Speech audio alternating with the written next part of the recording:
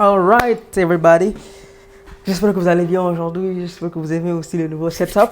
J'ai finalement trouvé, je pense, une position optimale dans la chambre qui est très petite, mais je pense qu'on va pouvoir garder celle-là le temps que ça vienne. Donc je m'appelle Mouja, je suis étudiant à New York University et bienvenue sur la chaîne. Maintenant c'est la saison de Projet 90 dans lequel on essaie de développer un projet qui est soit SaaS, soit web. Et aussi, on essaie de développer certaines habitudes et des systèmes qui nous permettent de devenir des personnes beaucoup plus intéressantes, beaucoup plus motivées, qui savent ce qu'elles veulent dans la vie. Et nous avons 90 jours pour pouvoir atteindre une étape décisive dans ce processus. Aujourd'hui, on va parler de comment mettre en place des objectifs. Comment est-ce qu'il faut s'assurer de non seulement mettre en place un objectif, mais aussi créer un système d'habitudes et de systèmes qui vont nous permettre d'atteindre cet objectif-là. Donc déjà, il faut savoir comment mettre les habitudes en place, comment mettre les objectifs en place et comment éviter certaines choses qui ne nous permettent pas d'atteindre ces objectifs-là. Donc, sans plus tarder, on va aller dans la première étape. La première étape, c'est déjà définir l'objectif. Et quand on dit définir un objectif, il faut que ce soit très clair. Donc, il faut utiliser les trucs SMART. C'est specific, measurable, attainable, timely, et quelque chose, j'ai oublié. Donc, il faut que l'objectif soit extrêmement spécifique. Pour notre cas, je vais prendre l'exemple d'une partie du projet, c'est développer un produit. Je pense que l'éducation a gagné, donc on va développer une plateforme d'éducation dans les 90 jours qui suivent. Donc, maintenant, nous avons notre objectif, c'est assez spécifique. On a une date limite. 90 jours. Et c'est quoi? C'est un truc pour l'éducation. Maintenant, il faut juste définir les petites étapes qui vont nous permettre d'atteindre cet objectif-là. Et un petit plus, c'est que je viens de dire ce que nous allons faire. Comme je l'ai dit, dans 90 jours, si on n'a pas le résultat, je ne veux pas venir mentir aux gens en ligne et tout ça. Donc, il faut que le résultat soit là, il faut que les gens puissent voir ce qui va arriver.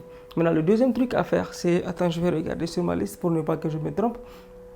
C'est déjà, il fait une liste de tout ce qui va nous permettre d'atteindre cet objectif-là. Maintenant, une liste de ça, je dirais, il faut que je fasse la liste des gens qu'il faut contacter, la liste des élèves ou des partenaires qu'il faut avoir en tête pour que le truc marche. C'est aussi une grande équipe qui est derrière moi, je ne suis que le développeur, si on va le dire. Il y a l'autre équipe qui est là, il faut communiquer avec l'équipe, mettre en place ces activités-là. Mais il faut aussi mettre en place une liste de toutes les choses qui vont nous empêcher d'atteindre cet objectif-là. Je suis sûr que vous avez compris de quoi je parle. Ce que vous voyez là tout de suite. J'étais en train de regarder One Piece, je devais faire ma vidéo depuis 4 heures de temps. Mais les épisodes qui étaient là étaient assez intéressants, donc il faut que je m'y mette. Et là, je suis en train d'essayer d'être un peu plus productif. J'écoute One Piece en même temps, j'essaie de vous parler. Donc déjà, mon micro, il est super bien, c'est pour ça que vous n'entendez rien du tout.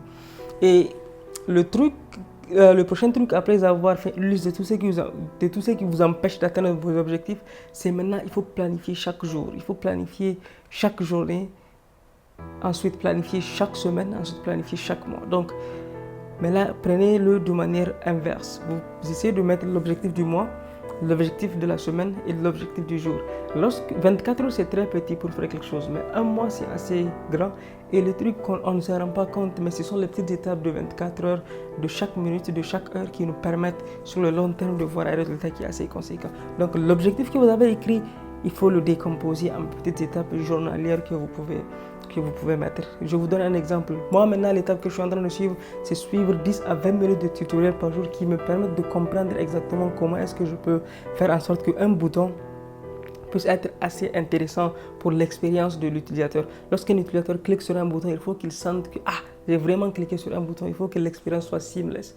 Lorsque nous on visite les sites, on ne sait pas, quand on clique sur un bouton, on ne se rend même pas compte qu'il y a eu une grande réflexion derrière, mais ce sont de petits trucs comme ça qui vont faire la différence pour le consommateur final, pour l'utilisateur du produit final. Donc maintenant, si je prends 10 minutes pour regarder le bouton aujourd'hui, demain je prends 10 minutes pour regarder peut-être la barre de recherche, après demain je prends 10 minutes pour appeler quelqu'un, je dis teste-moi ce produit-là, voici ça marche. Sur un mois, vous pouvez voir que j'ai déjà un produit. Maintenant, sur 3 mois, je peux déjà le déployer sur le marché pour que les gens puissent voir ce qui se passe. Et de l'autre côté, il y a cette version de moi qui n'a rien fait, qui ne fait que procrastiner et qui n'aura rien accompli pendant ces 3 mois. J'espère pouvoir être dans la première catégorie. C'est d'ailleurs pourquoi j'essaie de le faire ici avec la communauté. Donc, voilà, c'est un peu tout pour aujourd'hui. J'espère vous voir demain. Et si vous n'êtes pas déjà abonné, je ne sais pas quoi vous dire, il faut vous abonner. Et surtout, si vous êtes abonné, s'il vous plaît, il faut partager la vidéo sur vos réseaux sociaux. Ça compte énormément, ça aide à être motivé et tout. So, yeah, peace and see you tomorrow, inshallah. Bye bye.